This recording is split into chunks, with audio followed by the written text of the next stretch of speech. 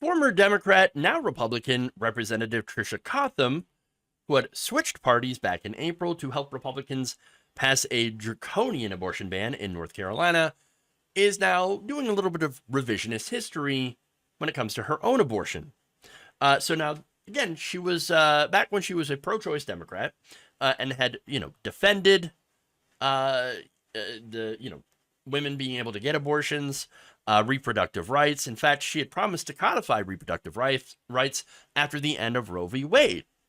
Now she's lying about her abortion, but let's get to back in 2015, right? Now, in 2015, she spoke out against making patients wait 72 hours before they can get an abortion and cited her own experience in getting one. She said, quote, "My first pregnancy ended in an induced physician-assisted miscarriage while I served in this chamber. Abortion is a deeply personal decision. It should not be a political debate. My womb and my uterus is not up for your political grab." That was 2015. Well, again, that was then, this is now. Here's her statement recently in a weekend radio interview while at the North Carolina Republican Party convention. Quote, "I had a miscarriage, and a miscarriage in medical terms is called a spontaneous abortion. And instead of saying, first of all, they should not be talking about my miscarriage, you talked about it. That is just very painful and wrong, but they are repeating this message that I had an abortion, and that is false, and that is completely frustrating, and they keep on doing it, and that's below the belt." Wait, in 2015, you're the one who brought it up. You're the one who started talking about that and saying it's a deeply personal decision and no one should be politicizing this. And then comes out and says, how dare you talk about the thing that I talked about openly and publicly? Oh, you're hitting me below the belt. No, nobody should care that you're getting an abortion. The issue here is the hypocrisy and her out there here saying and helping Republicans stop women from making a very personal decision to get an abortion. So now she then also, as you notice, got into a little bit of a medical terminology fight, right? She said, well, it was a spontaneous abortion, but it was a miscarriage. It was a miscarriage. How dare you call it an abortion? Now, according to the NIH, spontaneous abortion is the loss of pregnancy naturally before 20 weeks of gestation. Okay? So, yes, in the medical community, if you naturally have a miscarriage, it's considered and also called a spontaneous abortion. Okay? Colloquially, spontaneous abortion is referred to as a miscarriage to avoid the association with induced abortion, but in reality, they're actually the same thing. Look, this is a common talking point among the right wing, and they're doing this to portray medically assisted miscarriage and abortion as different things, when in reality, they are the same thing. They're treated the same way. Now, if a miscarriage does not happen naturally, with the embryo passing on its own, then you have to have medical intervention, either in the form of surgical or pills, right?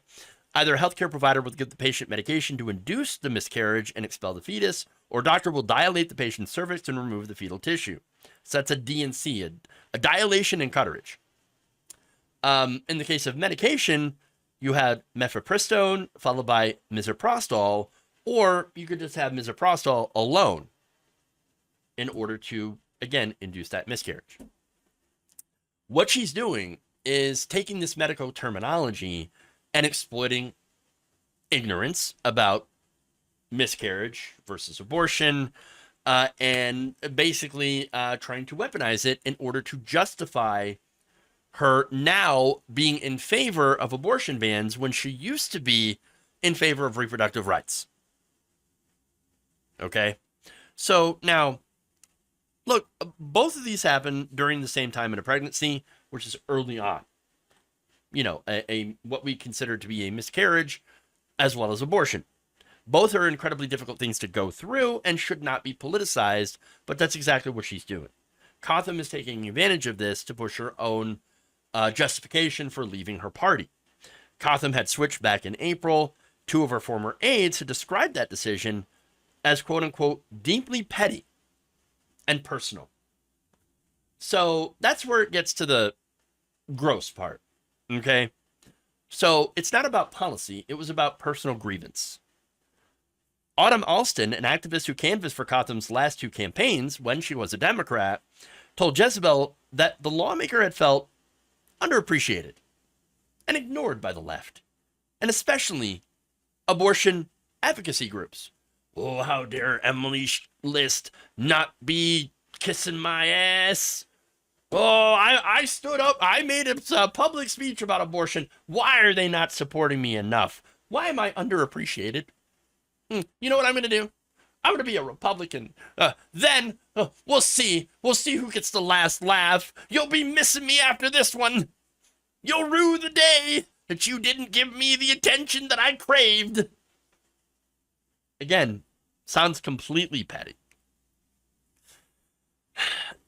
Cotham switching, unfortunately, led to Republicans getting a supermajority in the legislature, and she ended up, of course, getting a lot of attention, to which Alston said, quote, that was her, oh, well, not quote here, I'll give you the quote, but basically said that this was her way to get attention, to be the new shiny object in the Republican Party, quote unquote.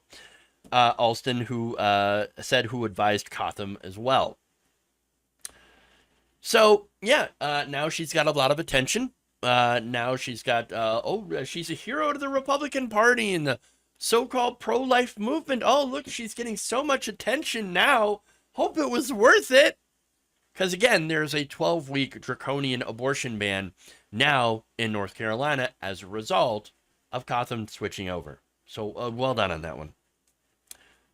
She also allowed Democratic Governor Roy Cooper's veto to be overturned on the measure. And so if you are in North Carolina and you lost reproductive rights, well, not only should you blame Republicans, but you can also look at her at Cotham and say, thanks. Thanks a lot. Appreciate it. Look, people, honestly, they do pretty awful things for power. And we've seen this happen before. We've seen people be complete and utter hypocrites on this issue and many other issues. Again, stories of people who go into the abortion clinic, they get the procedure done, have an abortion, and then as soon as they're out the door, they go grab a sign and join the picket line and say, you know, and then call the next woman that goes in to the building, who might not even be getting an abortion, a baby murderer. We see it happen. What can you do but try to call them out on their lies and correct the record?